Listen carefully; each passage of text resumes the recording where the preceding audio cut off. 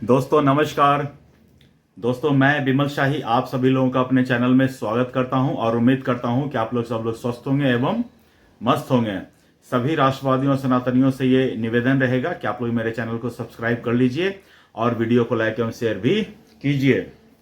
दोस्तों आज हम लोग बात करने वाले हैं बिहार में हुई उस अमानवीय घटना के बारे में जिसने मानवता को शर्मसार करके रख दिया है। जी हाँ दोस्तों, बिहार के शेखपुरा जिले की घटना बताई जा रही है। वहां पर एक युवक है जो ऑटो रिक्शा चलाता है और वो अपने सवारियों को उतारकर घर वापस जा रहा था।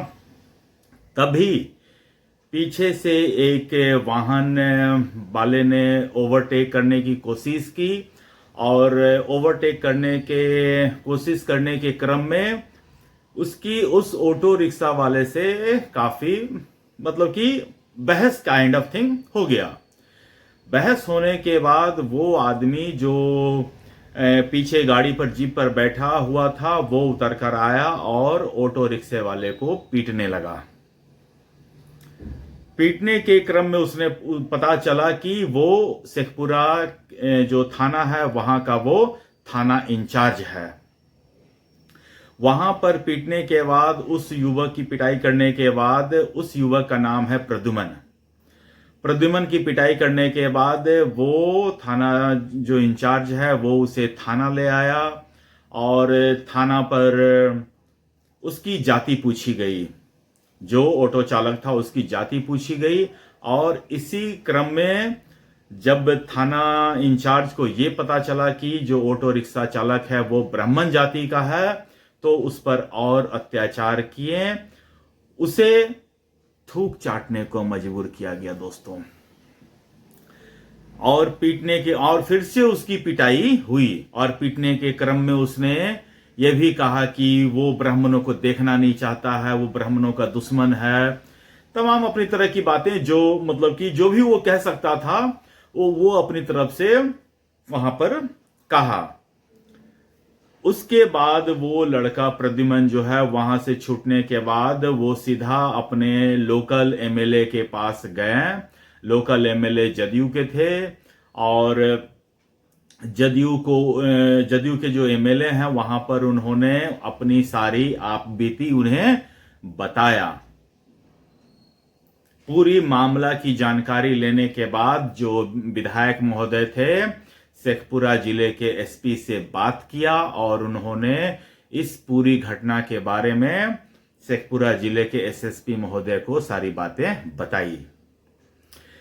एसएसपी महोदय सारी बातें सुनने के बाद उस थाना इंचार्ज को अपने ऑफिस में बुलाया और उससे भी कंफर्मेशन करवाया और उन्होंने अपने लेवल पर यह पाया कि वो जो घटना घटित हुआ था वो बिल्कुल सही था और उन्होंने तत्काल प्रभाव से थाना इंचार्ज जो कि एक दलित समुदाय से आते हैं उनको सस्पेंड कर दिया।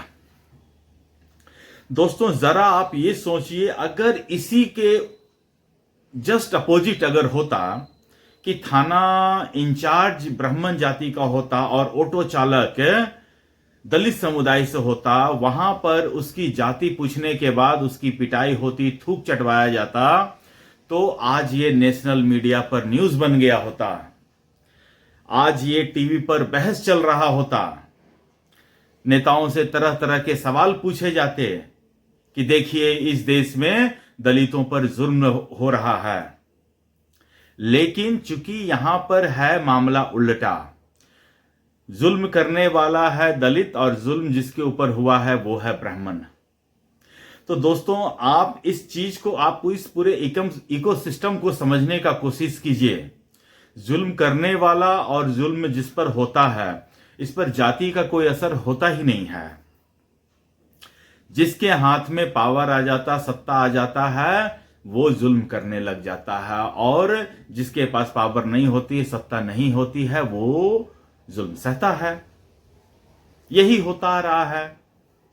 आज उस थाना इंचार्ज जो दलित समुदाय से आते हैं उनके हाथ में पावर आ गई तो वो सरेआम खुलेआम कहते हैं कि वो ब्राह्मणों के दुश्मन हैं, ब्राह्मणों को वो देखना नहीं चाहते हैं। इतनी उनकी मतलब कि, तो सोचिए जब वो खुलेआम बोल रहे हैं तो उनके कार्य प्रणाली में किस तरह का वो व्यवहार रखते होंगे। इस तरह का आचरण एक प्रशासन में रह रहे आदमी का उचित नहीं है। आप प्रशासनिक पद पर हैं, आपके लिए तमाम जनता एक समान होती है और होनी भी चाहिए, और मुझे लगता है कि जितने अन्य लोग हैं उनके लिए होगी भी। कुछ एक लोग ऐसे निकल जाते हैं जो अपने मन में किसी विशेष प्रकार की कुंठा जो समाज में हो रहा है वो पाले हुए बैठे होते हैं। मैं भी बहुत लोगों को जानता हूं जो दलित समाज से आते हैं, बड़े बड़े प्रशासनिक पद पर बैठे हुए होते हैं, लेकिन वो अपनी काम पूरे ईमानदारी से करते हैं। उनमें ये भेद नहीं रहता है कि जब हम किसी को के प्रति कोई एक्शन ले रहे हैं तो जिसके खिलाफ एक्शन ले रहे हैं वो दलित है या फिर यादव है या फिर मुस्लिम है या फिर ब्राह्मण है, सवर्ण है। मुझे लगता है कि आज प्रद्युमन, ऑटो रिक्शा चालक प्रद्युमन, जो किसी तरह मेहनत मजदूरी करके अपने परिवार को पाल रहा है, जिसने तमाम कठिनाइयों को सामना करके बिहार से पलायन नहीं किया, बिहार में ही रहकर अपनी सेवाएं दे रहा है लोगों को और अपने परिवार को पाल रहा है, उसके समर्थन में सारे बिहार के लोगों को सामने आना चाहिए। दोस्तों, मुझे बहुत साल पहले की एक घटना याद है कि रांची में एक मुस्लिम समुदाय के लड़के को कुछ लोगों ने पीटा था और उसे जय श्री राम बुलवाया था। तो दोस्तों, मुझे याद है केजरीवाल ने उस चोर को, जो मुस्लिम समुदाय का था, उसको दिल्ली बुलाया था और उसके परिवार वालों को सरकारी नौकरी ऑफर किया था। क्या आज प्रद्युमन के लिए हम ऐसा मांग कर नहीं सकते हैं क्या? मैं मांग करता हूं और मैं ये देखना चाहता हूं कि मेरे इस मांग का समर्थन कितने लोग करते हैं। कमेंट में बताइए, कमेंट में आप लोग ये बताइए। मैं प्रद्युमन के लिए सरकारी नौकरी की मांग करता हूं, उन्हें, और जो थानाध्यक्ष बर्खास्त हुआ है, जो सस्पेंड हुए हैं, उन्हें वापस में नौकरी में रखने का कोई अधिकार नहीं है। उनके जगह प्रद्युमन को आप बनाइए। और मैं आपको प्रद्युमन की तरफ से मैं ये आश्वासन दे रहा हूं कि प्रद्युमन जो है उस थाना इंचार्ज से 1 लाख गुना अच्छा बेहतर अधिकारी साबित होगा। तो दोस्तों, इस तरह की अमानवीय घटनाएं चाहे देश के किसी भी वर्ग में, किसी भी देश के किसी भी हिस्से में हो, ये अमानवीय ही कहलाएगा। चाहे पीड़ित पक्ष कोई भी हो, चाहे वो ब्राह्मण हो, दलित हो, ये इस तरह की घटनाएं देश में नहीं होनी चाहिए। और आपस में हमें इस तरह से समझदारी से काम लेना चाहिए, संयम से काम लेना चाहिए। और पता नहीं बिहार में ये ओवरटेक का मामला इतना ज्यादा क्यों होता है, लोग ओवरटेक करने को दिल पे इतना दिल पे क्यों ले लेते हैं, पता नहीं चलता है। मुझे याद है दोस्तों, 2015 में जब बिहार में लालू यादव की सरकार बनी थी तो उस समय भी एक इसी तरह का रोड रेस का घटना सामने आया था, जिसमें किसी विधायक का बेटा अपने दोस्तों के साथ रोड ट्रिप पर जा रहा था और ओवरटेक न करने दिए जाने के कारण वो अपने से सामने वाले आदमी की गाड़ी में गोली मारकर उसकी हत्या कर देता है। और आज की घटना भी ओवरटेक वाली ही है। पुलिस वालों को कोई ओवरटेक नहीं देगा तो क्या पुलिस वाले उसे उतर के मारेंगे क्या? पुलिस वाले की इतनी हिम्मत? पुलिस है जनता की सुरक्षा के लिए, पुलिस है पब्लिक सर्वेंट। पुलिस वालों को आज मैं समझाने की कोशिश करता हूं पब्लिक का मतलब क्या होता है और सर्वेंट का मतलब क्या होता है। आप जनता के रक्षक हैं, आप जनता के नौकर हैं। कृपा करके उनका मालिक बनने का कोशिश ना करें, और जब मालिक बनने की कोशिश कीजिएगा तो उचित दंड भी आपको दिया जा सकता है मालिक के थ्रू। ये बात को मत भूलिए। कोई भी सरकारी आदमी हो, सब पब्लिक सर्वेंट होते हैं।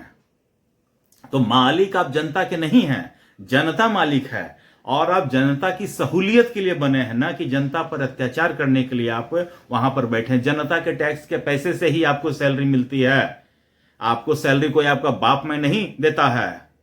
आपको सैलरी जनता के पैसे से मिलती है, तो जनता की कद्र करना सीखिए, वरना जनता जब कद्र करना सिखाएगी तो बहुत महंगा पड़ेगा।